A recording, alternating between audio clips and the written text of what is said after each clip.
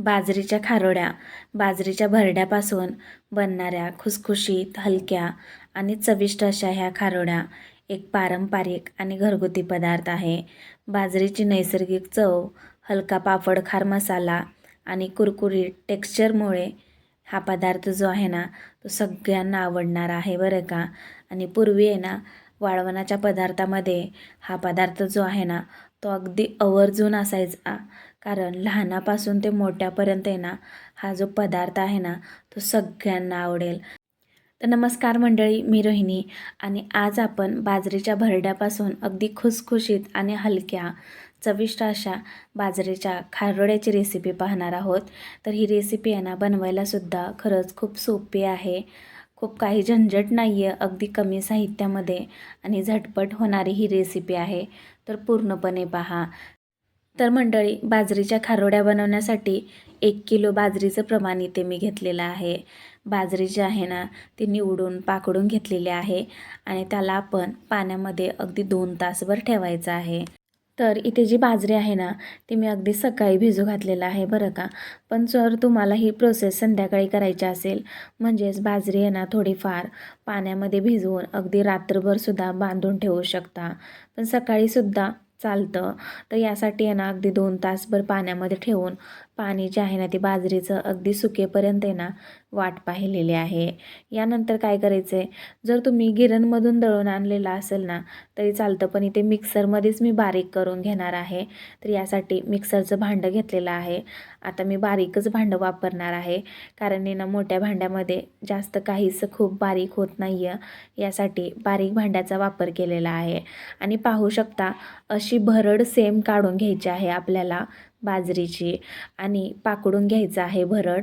आणि पाकडल्यानंतर जो काही असा कोंडा वगैरे निघतो ना, तर तो आहे ना बाजूला काढून द्यायचा आहे.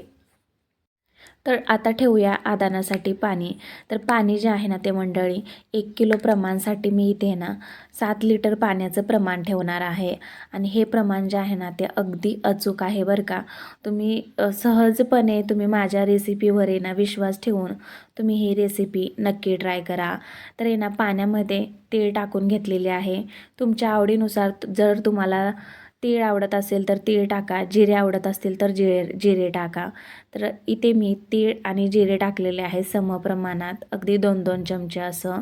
त्याच्याबरोबर आहे ना, चवीनुसार मीठ टाकलेलं आहे. मिठाचं प्रमाण 3.5 चमचे असं घेतलेलं आहे. जो आपल्या घरगुती वापरातील चमचा जो असतो ना, रोजच्या वापरातील, त्या चमच्याचं प्रमाण जे आहे ना, ते अगदी 3.5 चमचे असं मिठाचं प्रमाण टाकलेलं आहे. आणि ते सुद्धा अगदी अचूक आहे. त्याचबरोबर पापड खारसुद्धा टाकून घेतलेला आहे. पापड खारचं जे प्रमाण आहे ना, ते 1.5 चमचा आहे. रोजच्या वापरातीलच चमचा इथे मी वापरलेला आहे. आणि अगदी उकळी फुटेपर्यंत आपण ह्याला झाकण ठेवूया आणि वाट पाहूया. यानंतर झाकण खोलून पाहूया, मस्त असा आदान आलेला आहे पाण्याला. आता ह्यामधलं जे पाणी आहे ना, ते अगदी 1 ते 2 लिटर पाणी आपण साईडला काढून ठेवणार आहोत. आणि परत जर का तेच पाणी कमी पडलं ना, तर आपण यूज करणार आहोत. तर यासाठी 1-2 लिटर पाणी मी साईडला काढून ठेवलेलं आहे. आता एक मेन महत्त्वाची टिप्स मी तुमच्यासोबत शेअर करते आहे. ती म्हणजे पाण्याला उकळी फुटायला लागली ना, की यामध्ये आपल्याला भरडा टाकायचा आहे बाजरीचा.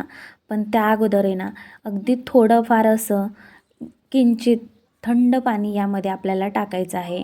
जेणेकरून जे आदान आलेलं पाणी आहे ना, उकळी आलेलं, ते अगदी थोडंफार गार होतं.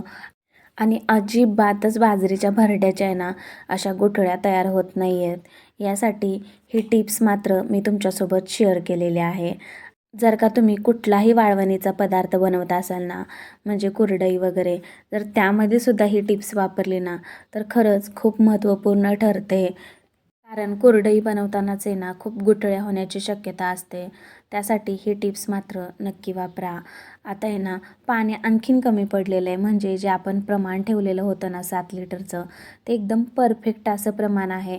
पण कसं होतं, की कोणता बाजरीचा भरडा जो आहे ना, तो कधी कमी पाणी पितो, कधी जास्त पाणी पितो, जास्त लागतं. यासाठी म्हणून आहे ना, मी अगदी 2 लिटर पाणी जे आहे ना, गरम पाणी, ते साईडला ठेवलेलं होतं.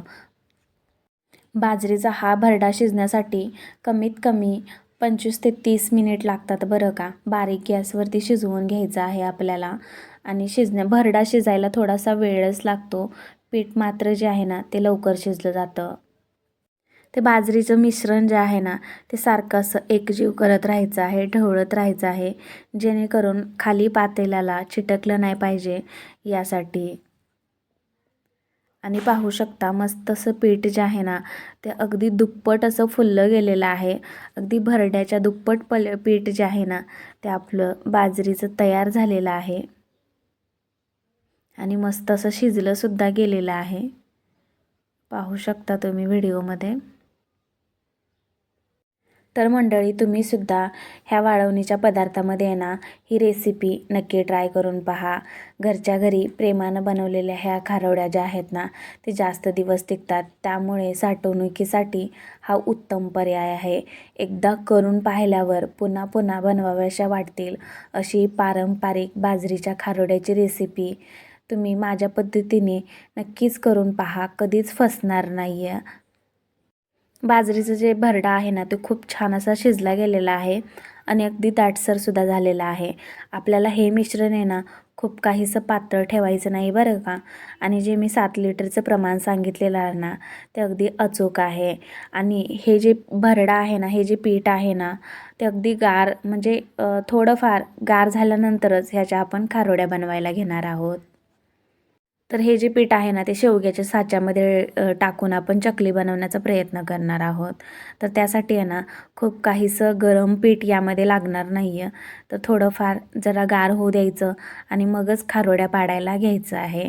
तर इथे मी टेरेसवरती आहे ना खाटवरती ओढणी आतरलेली आहे. तर तुम्ही प्लॅस्टिक शीटवर सुद्धा करू शकता. आणि अशा शेवग्याच्या साच्याने आहे ना खारोड्या पाडून घेतलेल्या आहेत. इथे व्हिडिओ काय व्यवस्थित आलेला नाही आहे, पण मी तुमच्यासाठी शेअर केलेला आहे. दुसरंसुद्धा ओढणीवरती मी असंच हे करून घेतलेलं आहे शेवग्याच्या साच्याने चकली जसं. आणि सेम काय असं स्ट्रक्चर येत नाही आहे बरं का, सेम चकलीसारखं अशाच होतात ह्या खारोड्या.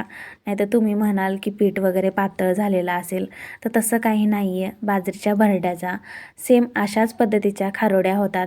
जर तुम्हाला सांडगे वगैरे टाकायचे असतील ना बाजरीच्या ह्या भरड्याचे, तर सांडगेसुद्धा तोडू शकता.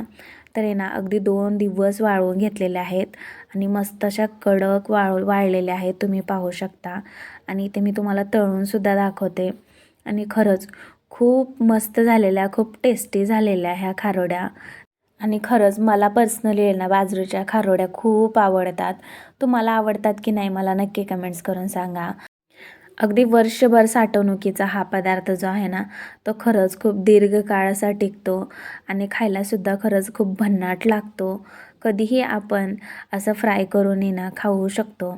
त्यामुळं तुम्हीसुद्धा असा पारंपरिक आणि घरगुती पदार्थ, त्यामध्ये बाजरीची नैसर्गिक चव, त्याचबरोबर पापड खार, आपण जिरे आणि परत यामध्ये ओवासुद्धा टाकला ना तरीसुद्धा खूप छान लागतं बरं का. तर आहे ना खूप मस्त लागत होतं जे काय आपण साहित्य टाकलं होतं ना यामध्ये, त्याच्यामुळे. जर रेसिपी आवडली असेल ना तर लाईक करा, शेअर करा आणि अशाच नवनवीन रेसिपी पाहण्यासाठी आहे ना फूडी रोहिणीला सबस्क्राईब मात्र नक्की करा. भेटूया पुढच्या रेसिपीसोबत. तोपर्यंत हेल्दी खा आणि हेल्दी राहा. धन्यवाद. आणि ही रेसिपीसुद्धा नक्की ट्राय करून पहा. अगदी अचूक प्रमाणासह मी ही रेसिपी आहे ना डिस्क्रिप्शनमध्ये देते.